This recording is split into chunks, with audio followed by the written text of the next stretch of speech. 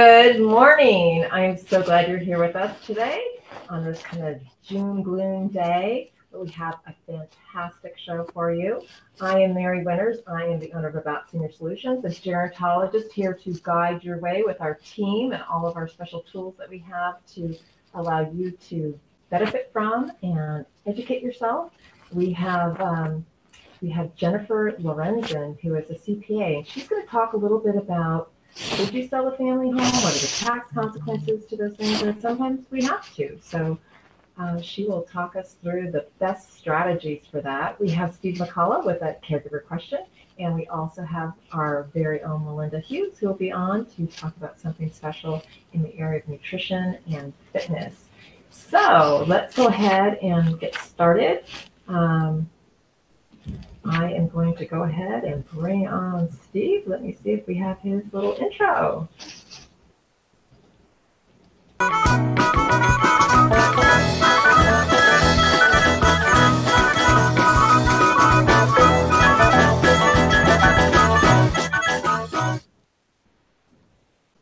Morning, Steve. How are you? I'm good. How are you?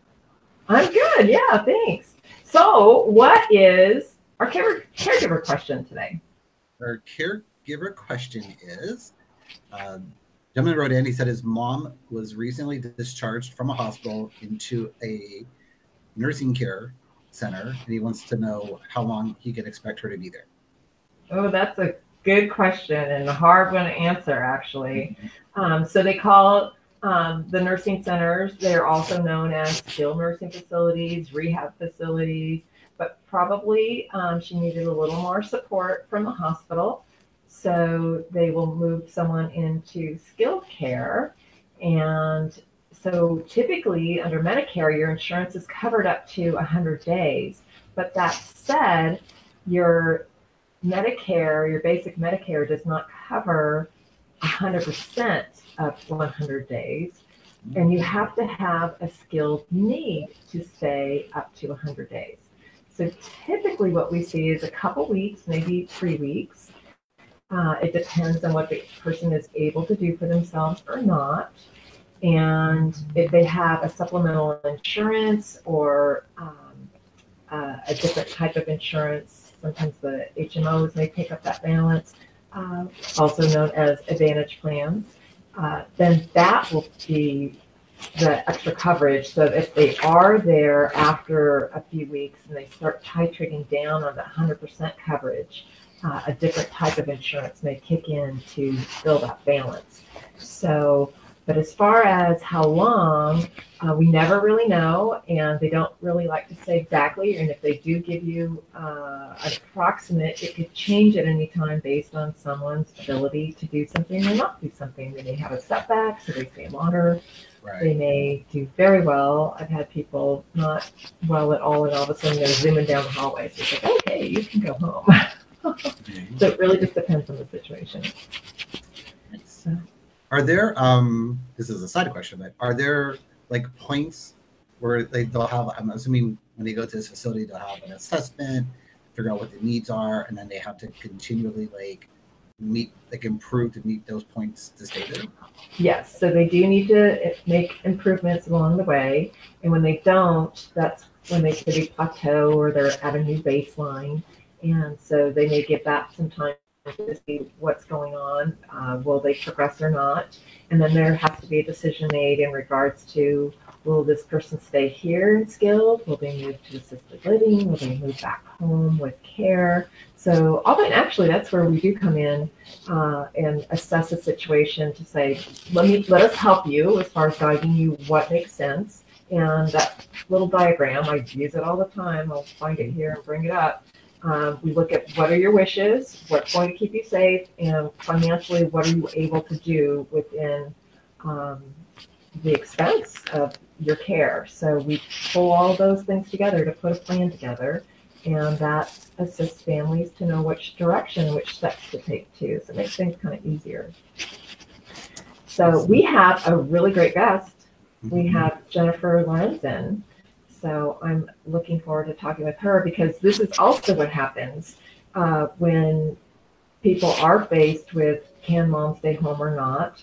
Sometimes it just makes more sense, or everybody is in agreement, the senior is willing to move to assisted living. Sometimes that's away from the area where they've lived to be closer to family. Whatever the situation might be, there's always the question of, do we sell the family home now or wait? Because there's some big consequences to that. So I'm going to go ahead and bring Jennifer on with us and have her give us some more information on that. So we'll talk to you later. All right. Have a great show. Thanks. So Jennifer is a CPA and also has her master's in taxation. So for me, she's brilliant. That is not something I'm good at all, and would definitely need her services to sit down with the family and calculate what makes sense for them in their particular situation. So let's go ahead and bring Jennifer up and have her show us or tell us a little bit about what makes sense in particular situations, because there are consequences. Hi, Jennifer. How are you? Hi, good. I'm good. Thank you. How are you? I'm great. What's the name of your firm? It's LT CPAs and Company. So LT is basically the initials of myself and my partner. So I'm Lorenzen, and my partner is Tanterfall. Nice. That's great. So, it's a really hard emotional decision for people when they look at what do we do with mom, we definitely need to move her.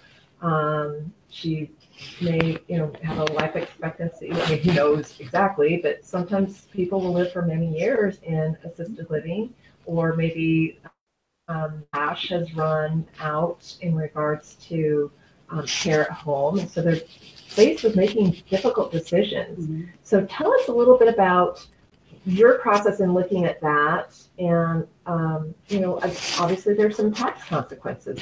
So let's hear about that. Let's talk about that. Yeah. So there's two pieces to this. There's the income tax portion, which is mostly just going to be capital gains tax, which is the preferable tax rate for people. And the other part is the property taxes, which is the part that people usually are a little more concerned about. But there have been some good changes in that. So I'll talk about that second. So the first part is capital gains tax. So what we look at there is what would you be selling your home for, and what did you buy it for? But if you were married and you had a spouse predecease you, there is a step up in the value on the date that that person had passed away. So you might have bought your house for $50,000 or $100,000, but by the time your spouse had passed away, it was worth much more than that.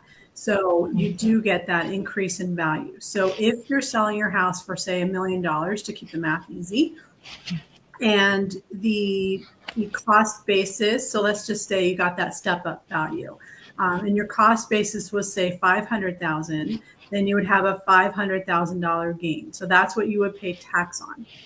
For a single person, you get a $250,000 gain exclusion. So now you've halved that. So now from $500,000, you're going down to $250,000, and that's what you're going to pay tax on.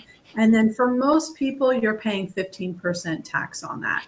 There is a little caveat to that, because part of the code starting back in 2008, we added something called the net investment income tax. So we get a little bump for that, 3.8% additional taxes. And then there's California, and California doesn't have any special tax rate. It's just whatever. So for that, it ranges. It just depends on your income. Most people land in the 9.3% bracket, but that doesn't always mean that's what you're paying. Usually you pay less than that. So does it matter what county in California you're in as far as some of the tax too, or no? No, not for income taxes. Okay. It's all the same. Okay. Okay. Yeah, it's all the same. Even though the property says that's good enough. Great. So you're probably looking at somewhere between 15 to 25% for the amount of the actual taxable gain. So we were talking about $250,000. So there's a range in there, and that's what we look at.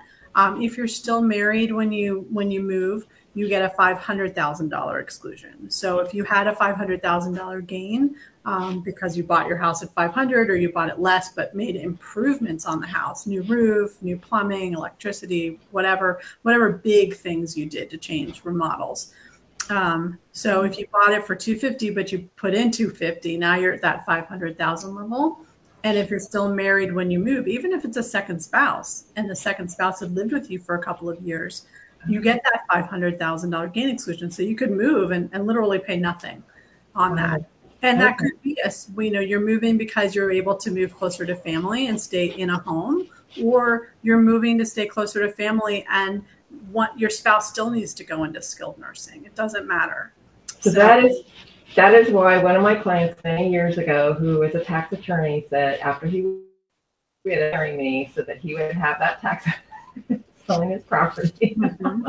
And this is a huge change because, our seniors now, there was a completely different code probably about 20 years ago where you had to do some kind of you had to buy something, sell something, and do all these little arrangements. And that all went away. And they just said, let's just make it simple and let's just do this gain exclusion. And you get to do that every 2 years.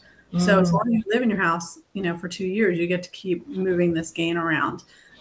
So it's nice. And it does help a lot for people. The second piece is that property tax. So one thing that changed early last year, and we all voted on it, this was Proposition 19. Yeah. We voted on that in 2020, went into effect in 2021. Anyone over age 55, a victim of a wildfire, and there's one other exemption for this, I believe disabilities. You can move anywhere in the state and move your property tax base with you. Now, there are caveats to that. But if you sell your house and for $1 million and you buy a house that's $1 million or less, then your property tax base, if that's at $200,000, sticks with you. So that just stays with you. If you buy a house that's $1,100,000, then your $200,000 base becomes $300,000. It's just the amount that's over the selling price of the previous house. Okay. It's a little bit of math. But so there just are caveats to that. And you just have to work with your professional to make sure that you understand what that's going to be so you're not surprised when you get your tax bill. Oh, yeah, no, exactly. Because I would never advise one of my clients other than to say, I know that there's a potential tax issue here. Please talk to a professional. So that's why you are on the show. So let us know. Are there other little snafus or other little things that you think we should know about in regards to the sale of property or? Sure.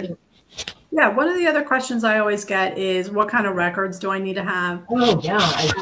And it's always best to have as much records as you can find, but a lot of times we don't keep them. So, they get tossed over time, or you move and you can't find them. They're in a storage box someplace, So what you can do is just do the best you can to estimate what your costs were. And again, the types of improvements you can take are the big ones. So, big remodels, roof replacements, plumbing, electrical wiring, even if you're overhauling your landscaping, like really redoing the whole thing, one big project. Those are things that you can use to add on to what you originally paid for on the house. Interesting. And then the other things that I remind people too is the selling expenses. So in the escrow paperwork, you'll see all these different line items for things. The big one obviously is always commissions, and then there's escrow and title and blah, blah, blah. Well, you can also write off selling expenses that are outside of escrow. So if you paid someone to do staging for you, you get to write that off. If you're cleaning out someone's house to get it ready for sale, you can write, I often put those in as well. Mm-hmm. So really, it's a matter of just kind of thinking about what expenses have I incurred to get this house sold, and can I, are those acceptable selling expenses? So yeah, it'll be interesting too, because I've been talking with some realtors or real estate professionals, and they're seeing the market. It's still busy. There's still low inventory, but they're starting to see it slow down a little bit. They're seeing some things fall out of escrows. There is a change with the increase, I think, with the increase of interest rates too. Yeah. And so it's going to be really interesting to see in a different market how easy it is to sell something. And I think, like you mentioned, staging is going to be much more important in the near future if we are having these changes in the market, to really present your home in the best way possible to get that. Yeah, I've seen a lot of realtors doing really interesting ways of showing the house virtually. So they'll have a special type of photography done Sure. to show the inside of the house, rather than just the plain old pictures, or in addition to that. And also like aerial shots. I've seen a lot of that too. It's really helpful in that. And sometimes the realtor will include that in their costs, and sometimes they'll pass that on. So, that's something you need to, discuss with your realtor to find out what you need to pay for. But those are, those will be part of your selling expenses, which can be deducted from the gain on the sale. Nice. That's great. This is really helpful information. And, actually, I have your contact information here, but why don't you go ahead and share your phone number and the name of your company one more time, just in case somebody's listening and not watching the program. Yeah, so the firm is LT CPAs and Company. We're local in Pasadena, and our phone number is 626-683-0515. That's great. Thank you so much. I appreciate that. And what other, I don't know. I don't want to put you on the spot. At the same time, I'm either going to have you on the show next time to be able to have this new information, but are you still able to use your parent as a deduction if you are their primary kind of, not just caregiver, but you're paying for their expenses? Is that something that's still available to people? Yeah, so the rule with parents is as long as they live on the continent, so they have to live in the U.S., they have to, or Mexico or Canada, and you have to be providing more than 50% of their expenses, their living expenses. So as that qualifies, they don't even have to live with you. They just have to live anywhere in the U.S., Mexico, or Canada.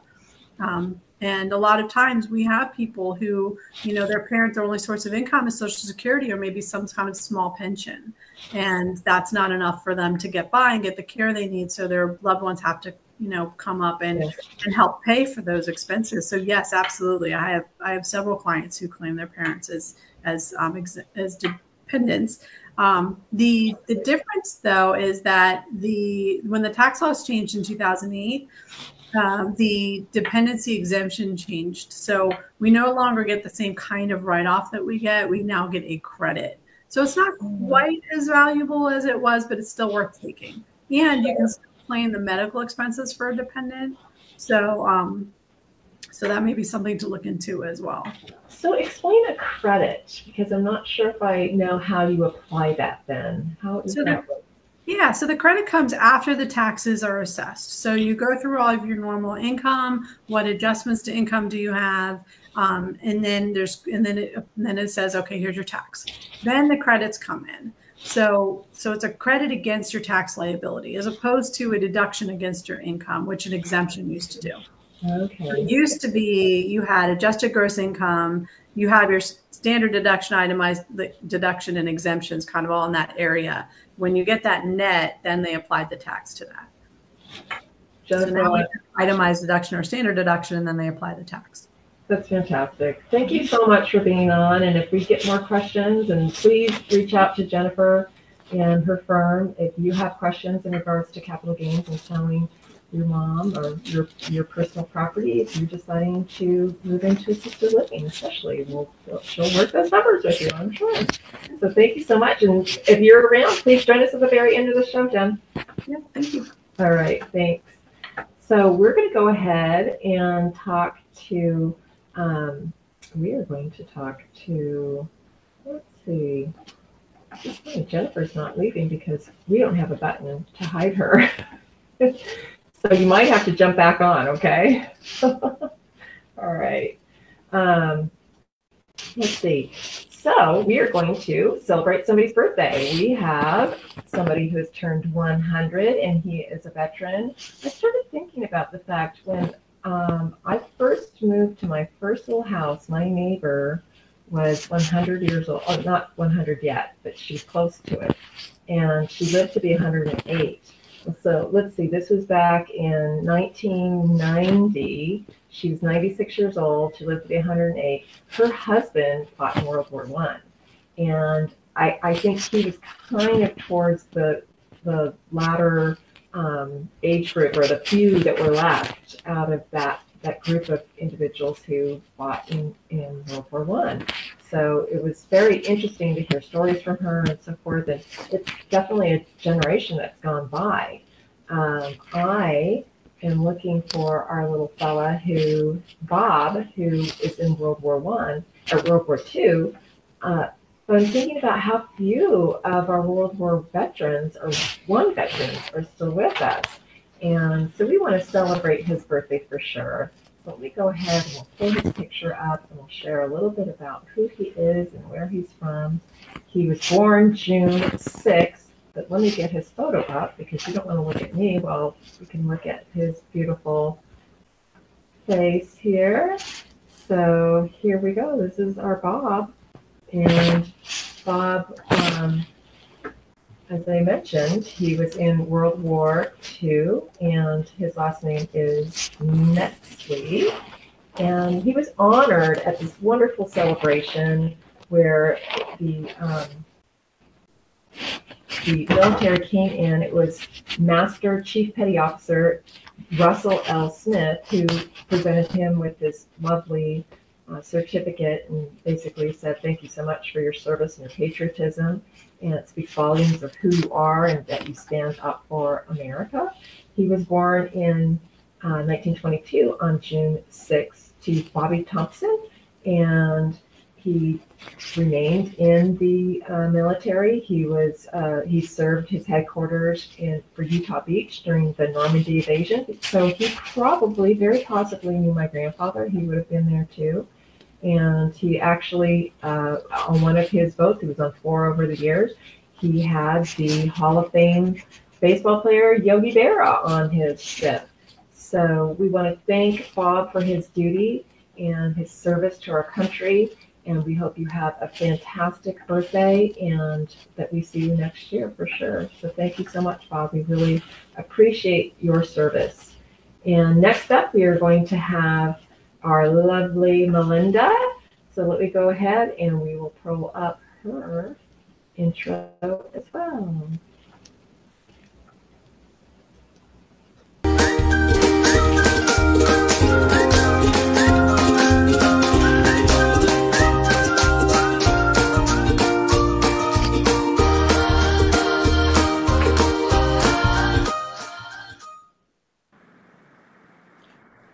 Good morning. Hi, Melinda.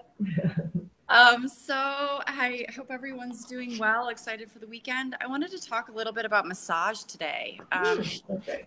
You know, a lot of times when people are experiencing pain, it's just due to the muscles being extremely tight. And so massage tools can be very valuable if, you know, there's no access to getting a massage or someone doesn't feel comfortable getting a massage. And in the past, I don't know, Mary, if you've seen this at the strength shop, but we have these like large massage guns that we use on clients when they come in and they say that they have, you know, a pain in their neck or shoulders or even, you know, legs or hips. We can use this gun, and essentially what happens is it vibrates and you hold it on wherever you're feeling the pain, and it loosens up the muscles. I mean, these tools have been around for a long, long time, and they're just amazing. This particular one is heavy and very awkward because it's like pretty big. So when it comes to using it on ourselves, it becomes very awkward. But it's it's the one that we've been recommending to people. I just came across something new, and I think it's amazing, especially for people who are older, or for people who want to have a gun that travels easily, a massage gun that travels easily, or people that want to use it on themselves and they don't want this awkward situation. And there are other personal ones, but this is really light. It's the nice one on the market, apparently. My husband and I came across it at the LA Fair last month, and we just fell in love with it. It's constructed really well. And it has 3 speeds. Well, now it's not going to turn on for me. Okay, well, it won't turn on for me right now. I probably have to charge it. But you can easily hold it on yourself, and it's so light that it's good for our seniors. Nice. So if somebody's really experiencing pain due to weak muscle or tight muscles, you know, knots in the back, knots in the neck, getting something like this little guy, it comes in a small case.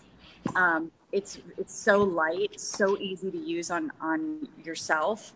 And it's easy for seniors to use. So I'm super excited about it. The brand is called JAWKU.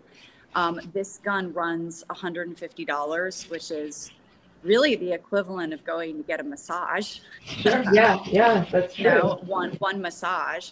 And it's just fantastic. We've fallen in love with it. I have it on the table at both strength shops so that people can use it while they're waiting for their appointment. And that's probably why this one has dead batteries, because it was probably used. Everybody wants to use it. Yeah, not turned off, but it's fantastic. So Mary, when you're in next week, you should try this. Jennifer, Stephen, everybody. When they that's right. Jennifer station too, huh? It's so easy to use on the neck and your own neck and shoulders too. And that's why I love it, because this one, whenever I have like pains, literal pains in the neck, I try to use this guy on myself if, you know, my husband's not around. And this is so heavy that it almost defeats the purpose. Right. Whereas the much lighter one really gets in there and allows you to kind of relax your own neck and shoulders. So how long should you use that? I mean, is it something that you should only use for 5 minutes or a half an hour? What is kind of the protocol on those? Yeah, that's a really good question. I've used it up to a half an hour. So what I would recommend if it's the first time that someone's using a massage gun, you know, use it for 5 minutes and slowly increase, just to make sure that your muscles are not too sore, that the body's not too sore in response to it. So yeah, I would start with a less time and then slowly increase every time you use it. But it feels really good when you're using it. So, and then of course it feels really good after, because you've relieved that tightness in the area. Yeah, for sure. Absolutely. Yeah. How about in the sciatic area? Is that good down in the buttocks or hip? Yeah. When we have clients coming in with sciatica, a lot of times it's like tight hips out here. So the gun can be used right in that area. All along there. And with sciatica, if you're using this on yourself, obviously if you come into the strength shop, we'll be using it on you and we'll know how to do that. But if you're going to use this on yourself for sciatica, definitely start with less time. So start with just 5 minutes and see how your body responds. When you massage, you cause a bit of inflammation in the tissues, and that's where the blood rushes to those tissues, and that's what helps us repair. Right. But and it hadn't been really flowing, right? When it's that tight, I guess we don't have that blood flow there. You need the blood flow. But at the same time, that little bit of inflammation can then press on the sciatic nerve even more. So you want to go very cautiously with this when you have sciatica. But it is amazing. I mean, when we use it on people, it's a game changer for them. Absolute game changer. We have people who come for the massage gun. The weight training is the secondary reason they're with us. So it's pretty awesome. And if anybody's interested in purchasing one, I'm sure there's plenty of outlets that you can get it online. We also have them at the strength shop. Oh, fantastic. Oh, that's it. Well, let's bring Steve back on. I think we might have dropped Jennifer, but if she comes back, we'll bring her back in too. But what a great day. What great information from her too. I love how succinctly she, provides that information. It sounds so simple when she explains it. So I appreciate that. Yeah. We have, let's see, what day is it today? Do you know what day it is today, Steve? Oh, he's still on mute. He's muted. He's muted. Let's see. You hear me now? Yeah, we can hear you now. So it looks like today it's National Eat Your Veggies Day. Oh my goodness. Well, that's the perfect day. Yeah, it is. Let's see what tomorrow is. I know, but Linda would like that one. Yeah, I love that one. Oh, it's International Picnic Day. That's kind of a fun thing. That means that everybody should get their little basket of goodies together and maybe go to a park or a little lakeside, or I don't know. Do you remember, what are your fondest memories with a little picnic as a kid? Go, Melinda. Oh, Gosh, probably Lake Erie. We used to picnic at Lake Erie. And with camping, that would be really fun. Oh, neat. This is a family time. It is. It is. Yeah. You just throw in there your favorites, and it's really fun. How about you, Steve? Picnicking was usually family time, 4th of July, Memorial Day, Labor Day, things like that. You know, just family picnics, someone's backyard, fireworks. Fun. Well, we did a lot of picnicking as kids because it was just an easy way to do It was an easy way to just get out of the house. And Jen's back, so let's say bye to Jen before she takes off too. I'm gonna say goodbye. Thank you. I see your client there, so you have a good workout. Yeah. I know they will. All right. Have a good weekend. All right. You too. And Jen, we'll see if her camera comes on. Anyway, I love having picnics because it's just you put your favorite things together, you mill around, you talk. My mom was a crack up. She would bring the crystal salt shakers and a beautiful tablecloth, and she made out of the Brits. So it was always a lot of fun. Jen, we were just talking about how it's National Picnic Day tomorrow and how much we love, my family loved doing a lot of picnicking. And do you have fond memories of anything you did when you were a kid as far as picnics? Yeah, so my family always went to a place called Wolf Trap in Virginia. I believe it was Virginia, because I grew up in Maryland. And so that was where all our outdoor concerts were. And I just remember racing down the hill with a bucket of Kentucky Fried Chicken and whatever we got, what else we had, to go get our space on the lawn to watch whatever it was, some classical usually concert. And that was just always so much fun for me. That was just a joy and a great memory. That's part of the reason why I popped back on, because I was watching from the live. Yeah, no, that's great. So I hope everybody else will consider a picnic. I'll be with my grandkids this weekend. So I think even if it's on their little front lawn, you're going to have a picnic, even with fake food. But we will have our picnic. So you all enjoy your weekend. Thank you so much for being on. And Happy Father's Day to everybody. Oh, that's right. I forgot. Like, how can I forget? Happy Father's Day. Happy Father's Day, Stephen. Happy Father's Day. Thank you. All right. So you have a great weekend, and we will see you next week. Thank you, Mary. All right. Bye. Bye.